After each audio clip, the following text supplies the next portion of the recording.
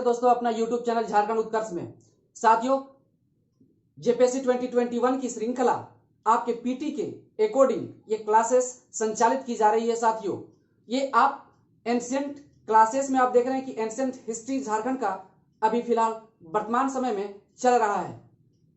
आज हम लोग देखेंगे शाहजहां काल में झारखंड, लेकिन इसे बताने से पहले इससे भी जितने भी सारे टॉपिक हमने पढ़ चुका है, एंशिएंट प्राचीन झारखंड का इतिहास हमने जाना, मध्यकालीन झारखंड का इतिहास हमने जहांगीर कालखंड तक मैंने बता रखा है, उसे आप जरूर देखें और आप उसे समझें। आपके पीटी में बहुत बड़ा भूमिका निभाने वाले हैं। वह वीडियो आपके लिए बहुत ही एक बेहतरीन भूमिका निभाने जा रही है साथियों, इसलिए आप जरूर देखें और अपने दोस्तों को भी शेयर करें। और हम बात करते हैं आज इसी कड़ी में शाहजहां के काल में झारखंड। अब शाहजहां के काल में झारखंड को हम देखते हैं। यह शाहजहां मुगल बादशाह था। शाहजहां के काल में झारखंड, आप जान रहे हैं कि यह जो है मुगल काल का एक महत्वपूर्ण शासक भी रहा है।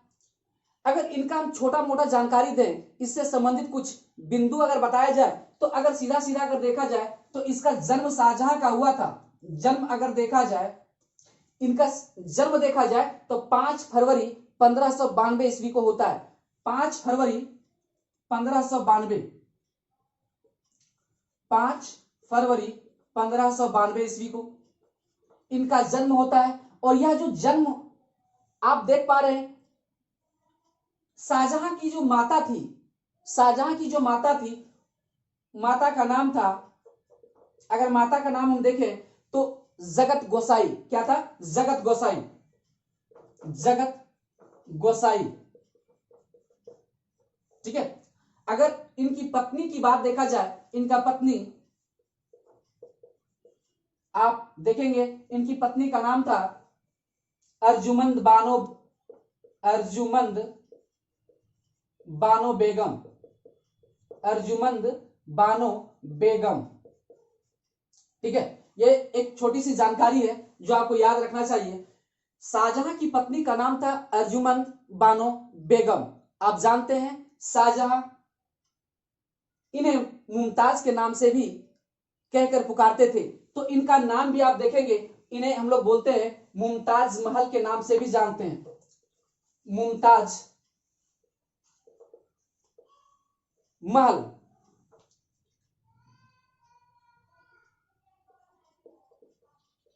ठीक है। मुमताज महल के नाम से भी अर्जुमंद बानो बेगम को जानते हैं। यह जो मुमताज महल जिनकी पुत्री थी, उनका नाम था, अर्थात इनका पिता का जो नाम था, इनका पिता जो थे वो थे आसफ खां। कौन थे? आसफ खां, ठीक है। आसफ खां की यह पुत्री थी। तो यहां ये 3 बिंदु आपको याद होना चाहिए। 5 फरवरी 1592 ईस्वी में इसे भी देखें। अब हम लोग देखते हैं इनकी माता कौन थी, तो जगत गोसाई थी। माता कौन थी? जगत गोसाई। पत्नी अर्जुमंद बानो बेगम, जिसे मुमताज महल के नाम से भी जानते हैं, और उनके पिता जो थे आसफ खां थे, ठीक है। यहां तक आपको जानना चाहिए। अब हम बात करेंगे कि जहांगीर जो है, जहांगीर का भी संबंध झारखंड के क्षेत्रीय राजाओं से रहा है। आखिर वह कौन कौन सा क्षेत्र था जहां पे उन शासकों से ये संबंध रखते थे? तो हम देखते हैं शासकों से संबंधित जो राजा थे उसे हम देखने का प्रयास करते हैं। अगर हम यहां बात करते हैं तो एक आपका देखेंगे नागवंशी राज्य, नागवंशियों के साथ इनका संबंध था, नागवंशी राज्य के साथ इनका संबंध था, ठीक है। नागवंश जिसको बोलते हैं, ठीक है, नागवंशी राज्य। और ये दूसरा जो हम लोग देखेंगे चेरो वंश। कहां पे? ये चेरो वंश से भी इनका संबंध रहा है शाहजहां के शासनकाल में। चेरो वंश उस वक्त शासन कर रहा था पलामू में। आप जानते हैं पलामू का चेरो वंश। एक आपका सिंह वंश था, सिंह वंश। और यह सिंह वंश जो शासन कर रहा था वह आपका सिंहभूम में कर रहा था। कहां पे? सिंहभूम में। और 2 क्षेत्र अन्य थे जहां इनका आप देखेंगे, एक मानभूम, मानभूम जो अभी वर्तमान समय धनबाद हम लोग बोलते हैं, ये एक मानभूम से भी इनका संबंधित था, ये संबंध रखते थे मानभूम से भी। तो ये जो क्षेत्र था ये कहीं ना कहीं शाहजहां इन क्षेत्रों से, इन राजाओं से संबंधित थे, परिचित थे। तो अब बात करें कि नागवंशी राज्य में जिस वक्त शाहजहां शासन कर रहा था, मुगल बादशाह पर, मुगल बादशाह की गद्दी पर बैठे था, उस समय झारखंड में नागवंशी राज्य का शासन हो रहा था। उस वक्त जो राजा थे कोकरा में, कहां पे? कोकरा में। कोकरा का राजा था दुर्जनसाल। इस वक्त जो यहां था कोकरा या खुखरा बोलते हैं, कोकरा में जो राजा शासन कर रहा था उस व्यक्ति का नाम था दुर्जनसाल। आप इसे याद रखेंगे, दुर्जनसाल। जैसा कि आप लोग पिछले क्लास में हम जहांगीर के शासनकाल में झारखंड को पढ़ाया था, और वहां हमने देखा था कि किस प्रकार से जहांगीर ने टैक्स नहीं देने की वजह से इसे कैद कर दिया जाता है ग्वालियर के किले में। और यह जो तिथि जो मैंने बताई थी 16 से 15 से 1627 ईस्वी तक, 16 से 15 से 1627 ईस्वी तक। लेकिन एक बात है कि ये जो शाहजहां का टाइम पीरियड अगर देखें, यहां हम टाइम पीरियड थोड़ा देख लेते हैं, 1627 ईस्वी से 1658 ईस्वी तक इस शाहजहां का शासनकाल था। 1627 से लेकर के 1658 ईस्वी तक शाहजहां का शासनकाल था। मुगल बादशाह शाहजहां इस इतने कालखंड तक शासन किए थे। लेकिन हम बात कर रहे थे कि नागवंशी राजा जो दुर्जनसाल थे, तो आपको पता होगा कि जब जहांगीर जब झारखंड के क्षेत्रों में, कोकरा के क्षेत्रों में आप देखेंगे कि जब टैक्स एक बहुत ज्यादा हद तक बढ़ा दिया, तो ये जो कोकरा के राजा थे इन लोग नहीं देना चाह रहे थे मुगल बादशाह अर्थात जहांगीर को। ऐसी परिस्थिति में जहांगीर इसे कैद करवा देता है और कैद करके ग्वालियर के किले में भेज देता है। और वह डेट हमने पिछले क्लास में बताया था कि यह डेट 1615 से 1627 ईस्वी का काल ये पीरियड था, मतलब 12 वर्षों तक वह ग्वालियर के किले में कैद था। इसे भी याद रखने की आवश्यकता है आपको। अब लेकिन एक बात यहां समझने की आवश्यकता है कि ये जो 12 वर्षों तक जो जेल में रहे, जो कैद था ग्वालियर के किले में, जो बंद था, जब वह उस ग्वालियर के किले से जब रिटर्निंग आते हैं, जब लौट करके आते हैं, वह 1627 ईस्वी के आसपास वह लौटते हैं। तो लौटते हैं तो तब तक देखते हैं कि कोकरा में एक दूसरा शासक, दूसरा राजा बैठ चुका है। तो ये दोनों के बीच में क्या होता है? एक झगड़ा होता है, आपसी युद्ध होता है। और ऐसी परिस्थिति में उन दोनों शासकों के बीच में युद्ध होता है और फाइनली दुर्जनसाल उस कोकरा पर बैठ जाते हैं। पुनः आप जिस प्रकार आप जान रहे हैं कि मुगल बादशाह हुमायूं का शासनकाल 2 बार रहा, उसी प्रकार यहां नागवंशी राज्य में दुर्जनसाल का 2 बार ये शासक बनते हैं नागवंशी राज्य का। इसे भी जानने की आवश्यकता है आपको, ठीक है। तो दुर्जनसाल जिस प्रकार से हुमायूं मुगल बादशाह 2 बार बनते हैं, उसी प्रकार दुर्जनसाल भी नागवंशी राज्य का दूसरा बार ये शासक बनते हैं।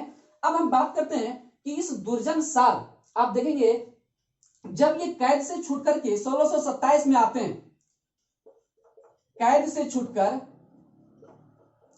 1627 ईस्वी में आते हैं, ठीक है, लौट आते हैं। कब? 1627 ईस्वी में। कहां से? ग्वालियर के किले से। जब ये छूट करके आते हैं, ऐसी परिस्थिति में मुगलों का जो विस्तार था, मुगलों का जो प्रभावशाली था, वह झारखंड तरफ भी एक मजबूत रूप से बढ़ता चला गया। और ये मुगल शासक झारखंड में भी एक बहुत जबरदस्त तरीके से अपने क्षेत्र में मिलाने की ओर अग्रसर होता चला गया। और हम लोग देखेंगे कि इसी परिणाम स्वरूप क्या होता है, मुगलों का जो ध्यान है ये झारखंड में एक बेहतरीन ढंग से, मतलब जब ये दुर्जनसाल शासक बनते हैं तब तक उससे पहले भी मुगलों का नजर जो था कोकरा तरफ बहुत तेजी से उभर चुका था। इस कोकरा को अपने साम्राज्य में मिलाने के लिए वह खूब जोर से परिश्रम कर रहा था।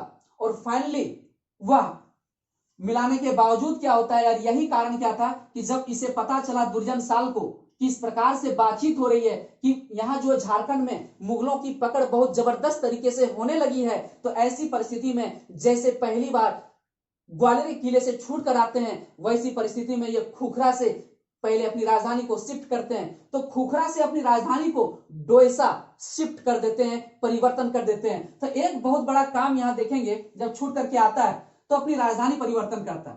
राजधानी, तो राजधानी परिवर्तन करता है, यहां आप याद रखेंगे राजधानी परिवर्तन कहां से कहां कर रहा है आप, तो पहले इसका कहां था, कोकरा अर्थात खुखरा। अब जो है राजधानी जो परिवर्तन कर रहा है, अब खुखरा से कहां ले जा रहा है, पहले था खुखरा, यहां लिख दे रहे हैं, पहले था खुखरा, अब ले गया डोईसा।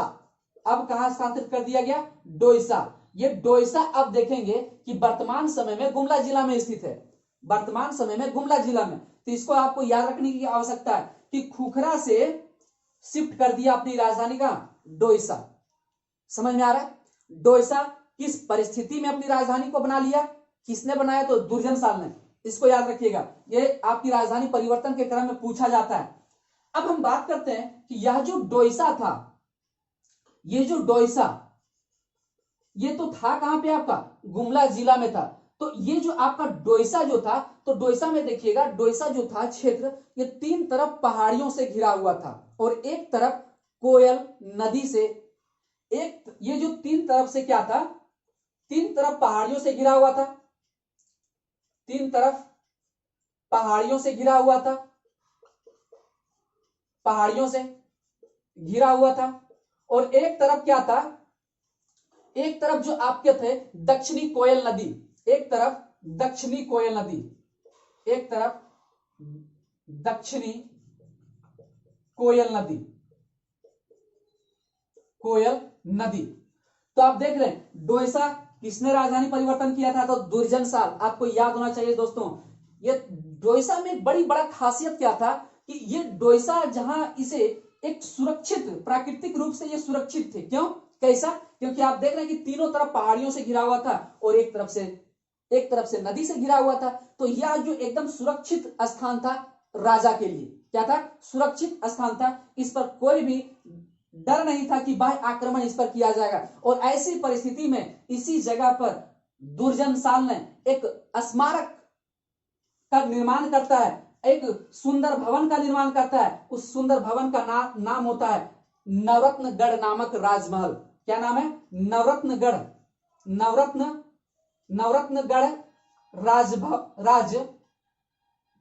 नवरत्नगढ़ नामक राजमहल, या राजप्रसाद इसको बोलते हैं, राजमहल को राजप्रसाद बोलते हैं। तो नवरत्नगढ़ नामक राजमहल बनाते हैं, एक सुंदर सा भवन, कहां पे, डोईसा। आप समझ पा रहे हैं कि तीनों तरफ पहाड़ियों से, तो आप एक मतलब आप कल्पना कीजिए कि वह जो सीन होगा, वह जो दृश्य होगा, कितनी सुहाना होगा।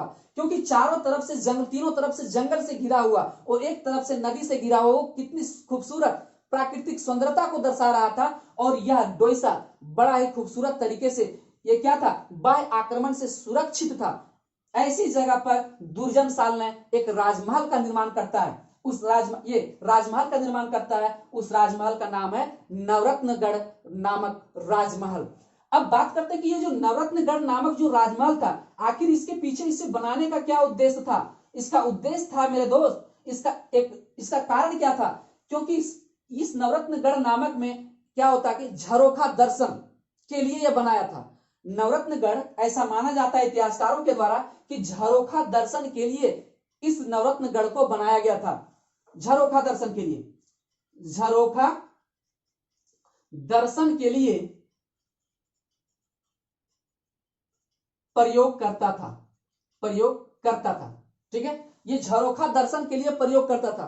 तो झरोखा दर्शन क्या था, तो झरोखा दर्शन ऐसा माना जाता है कि ये झरोखा दर्शन का जो कॉन्सेप्ट लेकर के आया था, वह मुगल बादशाह अकबर लेकर के आया था कॉन्सेप्ट। कौन, अकबर। तो ऐसा माना जाता है कि ये जो डोईसा के जो राजा थे, इस झरोखा दर्शन में अपने प्रजा को, इस झरोखा दर्शन के माध्यम से अपनी प्रजा को दर्शन देता था। आप देखते हैं कि अभी भी हम लोग देखते हैं कि जैसे राजा एक झरोखा दर्शन होता था, जल से भरा हुआ था। राजा जब भी उतरता था उस सीढ़ी से तो उसकी परछाई प्रतिबिंब उस जल में दिखाई पड़ता था, जिससे जनता उसे खूबसूरत तरीके से बहुत बेहतरीन ढंग से वहां देख पाता था। इसीलिए आप देखते हैं उसी को बोला जाता है झरोखा दर्शन। और यह जो झरोखा दर्शन का जो कॉन्सेप्ट लेकर आया था वह कौन था? अकबर। अकबर के समय में यह प्रचलन में शुरू हुआ था झरोखा दर्शन। ठीक है, अकबर के कालखंड में। तो उम्मीद करते हैं कि इस बात को समझ पा रहे होंगे। ठीक है, अब यहां दूसरी बात करें कि यह जो नवरत्नगढ़ जो है ये जंगल के भीतर में जो बना था, जंगल के भीतर में निर्मित यह महल स्थापत्य कला का अप्रतिम उदाहरण है। यह स्थापत्य कला का एक बेहतरीन उदाहरण है, एक सुंदर उदाहरण है। क्यों? क्योंकि एक जंगल में यह भवन निर्माण किया गया है। ठीक है, जंगल के भीतर इसको आप लिख लेंगे, हम जो लिखा रहे हैं बोल दे रहे हैं, जंगल के भीतर निर्मित या महल स्थापत्य कला का अप्रतिम उदाहरण है। स्थापत्य कला का अप्रतिम, यहां लिख लीजिएगा, अप्रतिम एग्जाम्पल है, उदाहरण है। तो आप सोचिए, तो कहीं ना कहीं इस नवरत्नगढ़ नामक राजमहल में आप देखेंगे कि इस नवरत्नगढ़ नामक राजमहल में मुगलों का प्रभाव ज्यादा दिख रहा है और मुगलों का स्थापत्य कला का प्रभाव इसमें दिखता है, झलकता है। ऐसा माना जाता है कि मुगलों की स्थापत्य कला में जो विशेषता पाई जाती है वह विशेषता इस नवरत्नगढ़ नामक राजमहल में प्रतिबिंबित होती है, दिखाई पड़ती है। तो इस प्रकार से हम देखें कि इस डोईसा में अगर देखें, ये जो नवरत्नगढ़ जो था ये बहुत ही, इसके चारों तरफ क्या था कि चारों तरफ जल भरा रहता था। ये नवरत्नगढ़ नामक जो राजमहल था चारों तरफ क्या था? जल भरा हुआ था। एक बात यह समझिए कि नवरत्नगढ़ नामक जो था ये चारों तरफ क्या था? इसमें जल भरा होता था और यह पत्थरों से बनी होती थी। यह जो नवरत्नगढ़ नामक राजमहल था वह पत्थरों से बनी होती थी और पत्थरों से बनी होने के साथ साथ इसकी दीवारें 33 इंच मोटी। ऐसा इतिहासकारों का मानना है कि उस समय नवरत्नगढ़ का किला, जो नवरत्नगढ़ का जो राजमहल था वह 33 इंच मोटी थी। कितनी? 33 इंच मोटी। ये 33 इंच मोटी थी। ठीक है, 33 इंच मोटी। आप इसे लिख लेंगे, यहां थोड़ा सा दिक्कत हो रहा है तो आप यहां लिखें। ठीक है, हम यहां 33 इंच लिख दे रहे हैं, 33 इंच मोटी बोल दे रहे हैं, आप इसे लिख लेंगे। एक जगह लिखने से अच्छा रहता है। 33 इंच मोटी, बार बार हम इस बात को बोल रहे हैं, 33 इंच मोटी। और यहां देखेंगे 33 इंच मोटी थी और लंबाई चौड़ाई इसकी जो थी, लंबाई चौड़ाई जो थी वह थी 42 मीटर। कितना? 42 मीटर, 42 मीटर थी, मतलब 42 मीटर था। तो कितनी सुंदर स्थापत्य कला, एक सुंदर भव्य नजारा रखता होगा। अगर आज के समय में अगर ऐसा होता तो शायद इतनी खूबसूरत उस राजा में, 206 हड़िया में इतनी खुशी दौड़ती कि शायद हम लोग आज भी कल्पना नहीं कर सकते हैं। तो आप सोचिए कि इस प्रकार से डोईसा में नवरत्नगढ़ राजमहल का निर्माण हुआ था। अब ऐसी परिस्थिति में क्या होता है कि दुर्जन साल के बाद ऐसा माना जाता है कि जब दुर्जन साल, आप यहां देखते हैं कि ये जो दुर्जन साल 1640 ईस्वी तक शासन करते हैं, 1640 तक। इसको याद होना चाहिए कि 1627 में वह जेल से छूट करके आते हैं और ये 1640 ईस्वी तक शासन करते हैं।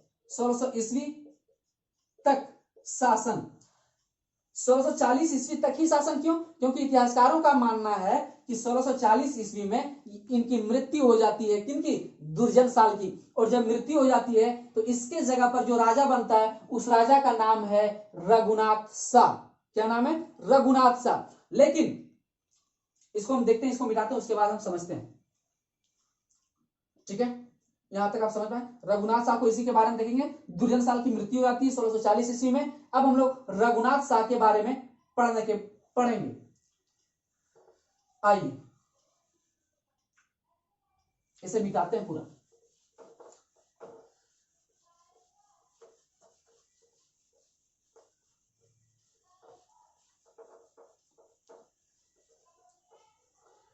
लोग बात करते हैं रघुनाथ शाह के बारे में।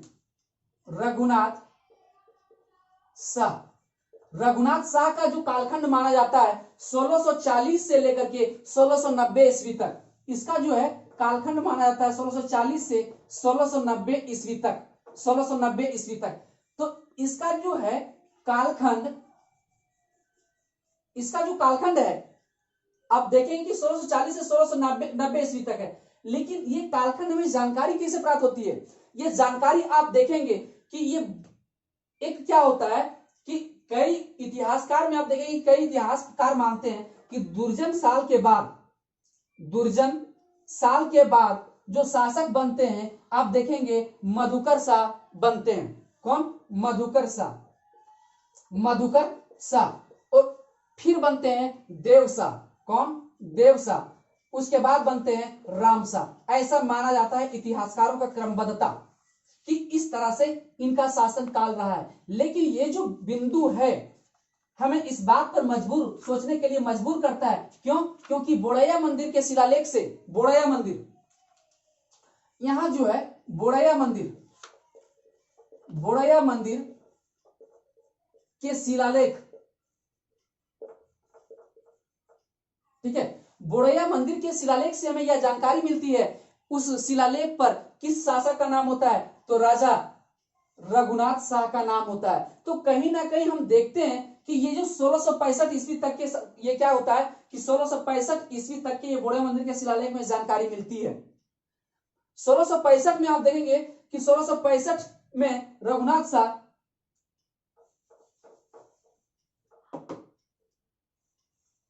ठीक है, बोड़ैया मंदिर के शिलालेख से जानकारी मिलती है 1665 ईस्वी तक के कालखंड से। तो हमें जानकारी इस बात का मिल गया कि रघुनाथ शाह दुर्जन साल के बाद ही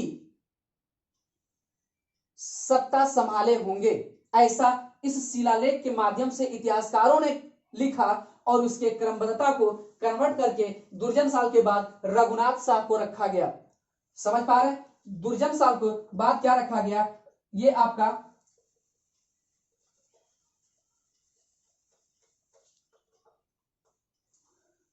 ठीक है 1665 ईस्वी में बोड़ैया मंदिर के शिलालेख 1665 ईस्वी में इस रघुनाथ शाह का नाम मिलता है। अब हम बात करते हैं कि ये रघुनाथ शाह, अब रघुनाथ शाह में क्या होता है कि इन्हीं के कालखंड में, इन्हीं के कालखंड में कुछ मंदिरों का भी निर्माण किया गया था, कुछ मंदिरों का भी निर्माण किया गया था। आप देखेंगे जगन्नाथ मंदिर का भी निर्माण किया गया था। कौन सा? जगन्नाथ मंदिर, जगन्नाथ, जगन्नाथ मंदिर का भी निर्माण किया गया था इन्हीं के शासन कालखंड में। रघुनाथ शाह के शासनकाल में जगन्नाथ मंदिर का भी निर्माण किया गया था। और एक आप देखेंगे चुटिया में राम सीता का मंदिर, चुटिया में राम सीता का भी मंदिर बनाया गया था इसी कालखंड में। चुटिया में राम सीता मंदिर का भी आप देखेंगे, चुटिया हम लोग कहते हैं रांची में, तो चुटिया में राम सीता मंदिर का भी निर्माण कराया गया था। किसमें? इस क्षेत्रीय राजा के कालखंड में, तो रघुनाथ शाह के कालखंड में। इसको हमें याद करने की आवश्यकता है। इस प्रकार से देख रहे हैं कि रघुनाथ शाह एक मंदिर और बनता है। कहां पे? आप इसी के शासन कालखंड में एक मंदिर और बनता है। उस मंदिर का नाम होता है बोड़ैया मदन मोहन का मंदिर, बोड़ैया मदन मोहन का मंदिर, बोड़ैया मदन मोहन मंदिर लिख देते हैं, मंदिर। यह जो मंदिर था, यह जो मंदिर आप देखेंगे, ये मंदिर जो था बहुत ही खूबसूरत मंदिर था और बहुत ही आकर्षक मंदिर भी था। इस कालखंड में बनाया गया था बोड़ैया मदन मोहन ये मंदिर का। अब हम लोग बात करते हैं कि इस प्रकार से हम लोग देखे कि रघुनाथ शाह 1640 से 1690 ईस्वी तक। लेकिन मुगल बादशाह इसके शासन काल में भी, इसके मुगल बादशाह के सेनापति जो थे, अर्थात शाहजहां के जो सेनापति थे खानजादा, कौन? खानजादा ने आक्रमण कर दिया। कहां पे? आपका इस कोकराह पर। खानजादा एक मुगल सेनापति था, मुगल सेनापति का नाम था खानजादा। खानजादा। तो ये जो खानजादा थे, ये खानजादा एक सैन्य अधिकारी था। इन्होंने ही लास्ट में क्या कर दिया, रघुनाथ शाह पर आक्रमण कर दिया और अपने क्षेत्र में मिला लिया। ठीक है, तो रघुनाथ शाह आक्रमण कर लेता है और अपने रघुनाथ शाह पर आक्रमण करके खानजादा अर्थात मुगलों का जो सेनापति था, ये मुगल अपने साम्राज्य में, अपने क्षेत्र में मिला लेता है। दोनों के बीच में संधि होती है और अपने क्षेत्र में अपना कोकरा को शामिल कर लेता है।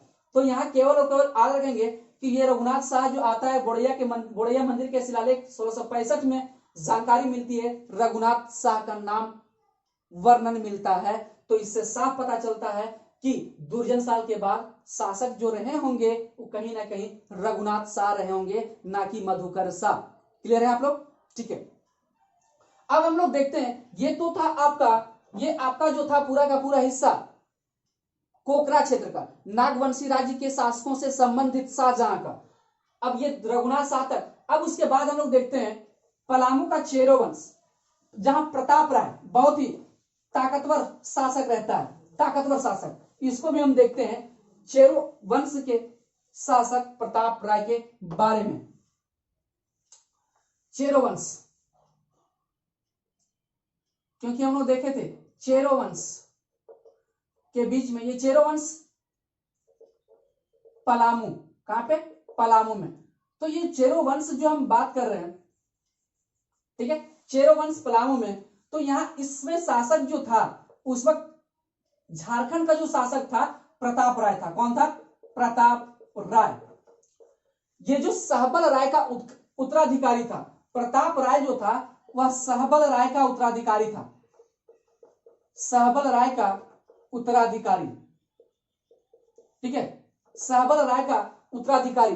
तो आप एक बात है कि इस वक्त जो था झारखंड का जो शासक जो शासन कर रहा था पलामू में, उस शासक का नाम था प्रताप राय, जो कि एक बहुत ही मजबूत शासक था, एक बहुत ही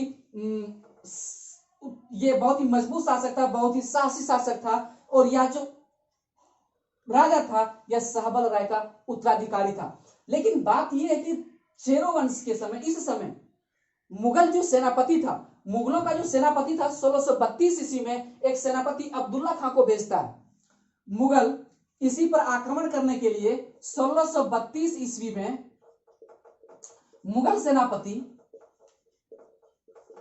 अब्दुल्ला खां, किसको? अब्दुल्ला खां को मालगुजारी के लिए भेजता है। अब्दुल्ला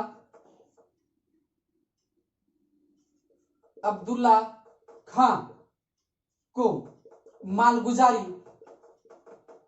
लेने के लिए भेजता है। ठीक है, मुगल सेनापति, इसको याद रखेंगे, अब्दुल्ला खां।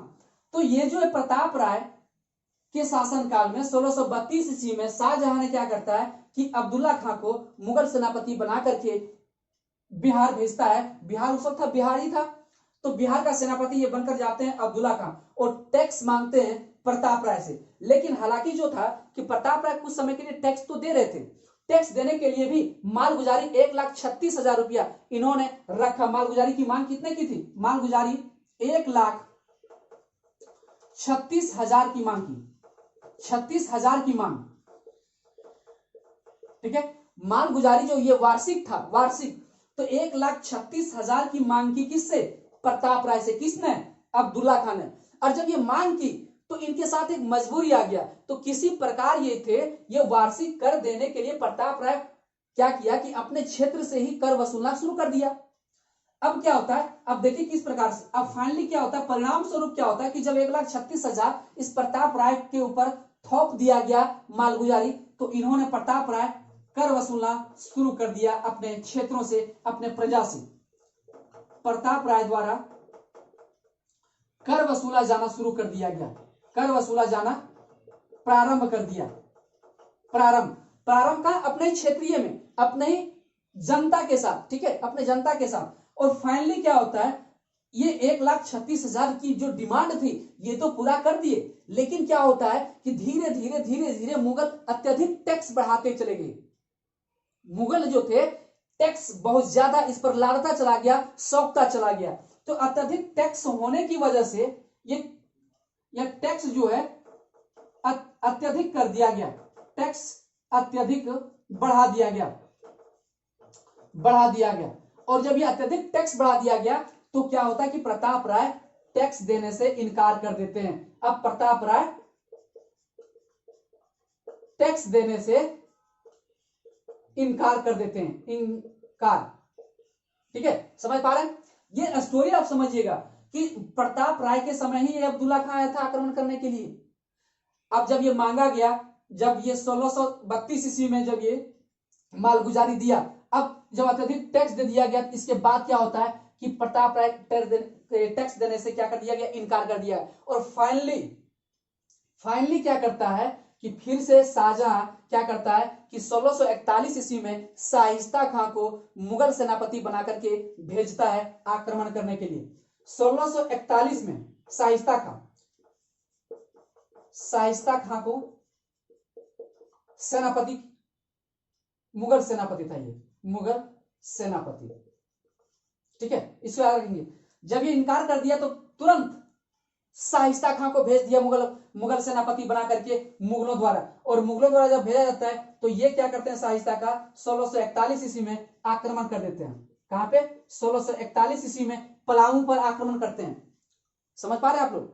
1641 ईस्वी में पलामू पर आक्रमण कर देते हैं, जिससे क्या होता है कि प्रताप राय आक्रमण कर देने से ये 80,000 देने के लिए तैयार हो जाते हैं। कितना? 80,000 देने के लिए तैयार हो जाते हैं शाइस्ता खां को।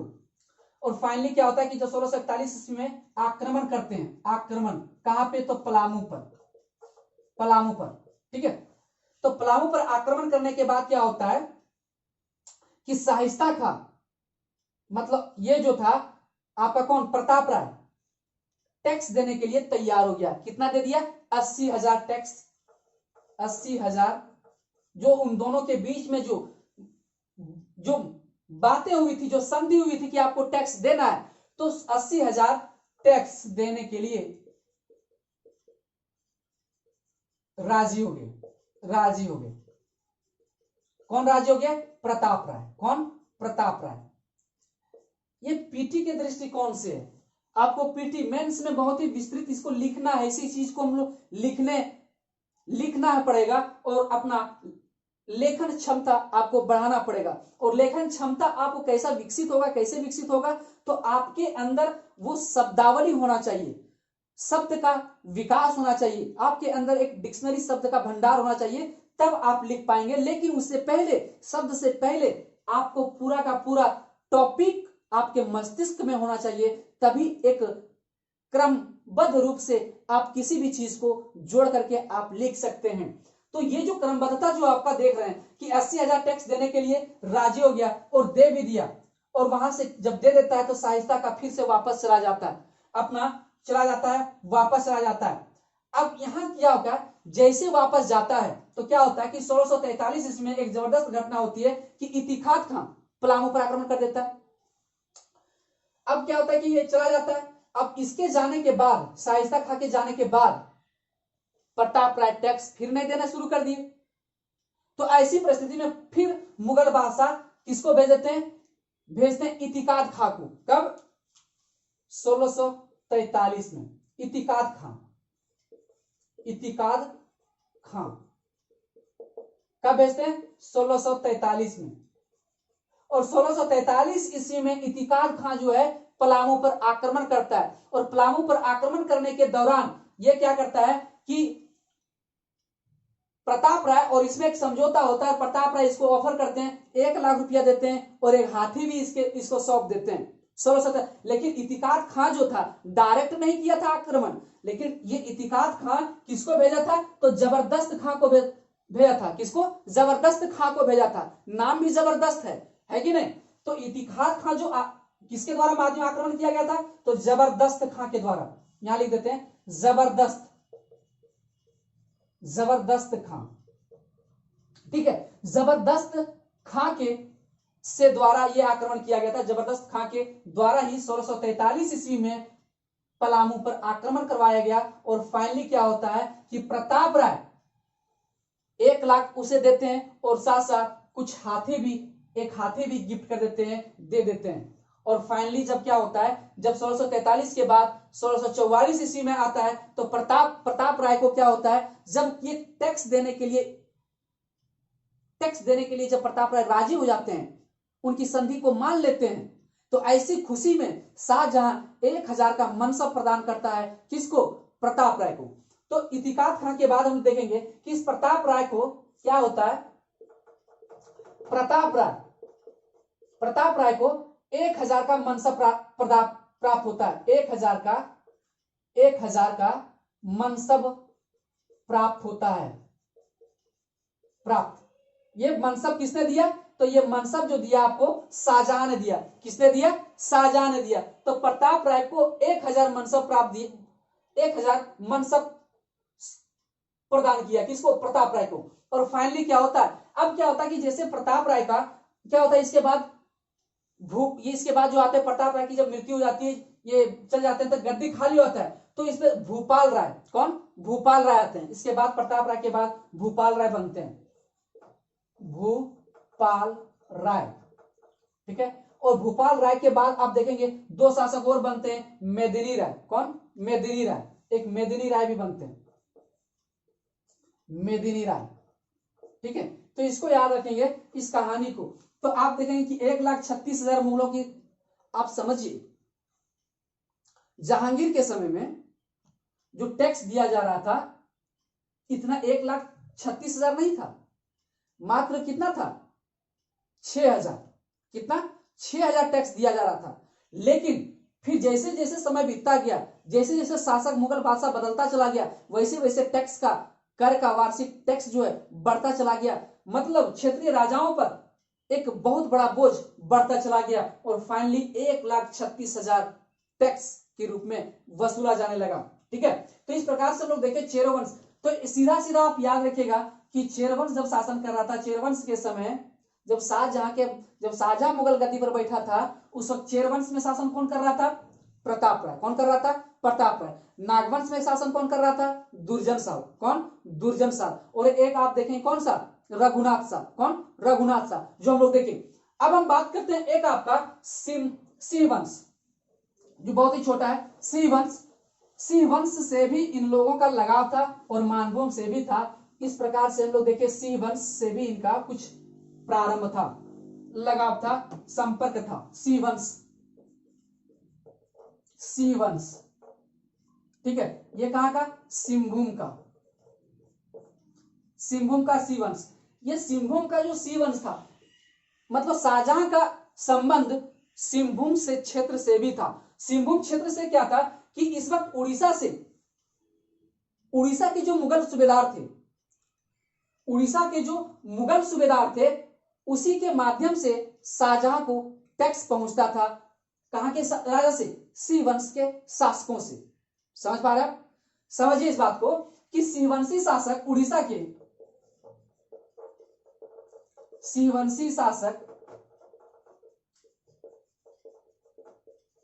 के क्या था, उड़ीसा के मुगल सूबेदार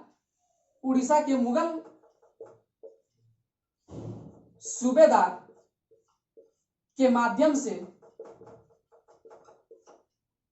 से मतलब सुबेदार के माध्यम से इसे क्या मिलता था, मालगुजारी प्राप्त होता था। माध्यम से मालगुजारी देते थे, मालगुजारी देते थे। किसको तो शाहजहां को। शाहजहां को मालगुजारी देते थे। शिवंशी शासक जो था, जो उड़ीसा के मुगल सूबेदार था, उसको ये शिवंशी टैक्स देता था। शिवंश के जो शासक थे टैक्स देता था किसके, उड़ीसा के जो मुगल सूबेदार था, और वही मुगल सूबेदार क्या होता था, शाहजहां को टैक्स पहुंचा देता था। तो उस वक्त इस तरह से इसका कहीं ना कहीं सिंहभूम क्षेत्र से भी इनका संबंध था, लगा था। और एक फाइनली आप देखेंगे मानभूम का क्षेत्र भी, मानभूम में भी इनका संपर्क रहा है, मानभूम में भी इसका संपर्क रहा है, क्योंकि इस क्षेत्र में हस्तक्षेप जो था बढ़ रहा था। मतलब इस क्षेत्र में क्या था, इस क्षेत्र में हस्तक्षेप समझते हैं, मतलब उस क्षेत्र पर जाकर के किसी द्वारा मतलब कोई काम करा तो उसमें हस्तक्षेप डालना, उसमें कुछ अड़ंगा डालना, तो हस्तक्षेप कर रहा था। तो इस क्षेत्र में हस्तक्षेप काफी बढ़ चुका था, हस्तक्षेप काफी बढ़ गया था। ठीक है, एक बात है कि 1639 में राजमहल को बंगाल की राजधानी बनाया गया था शाहजहां के शासनकाल में, इसको याद रखने की जरूरत है। 1639 में राजमहल को बंगाल की राजधानी बनाया गया था, बंगाल का राजधानी बनाया गया था।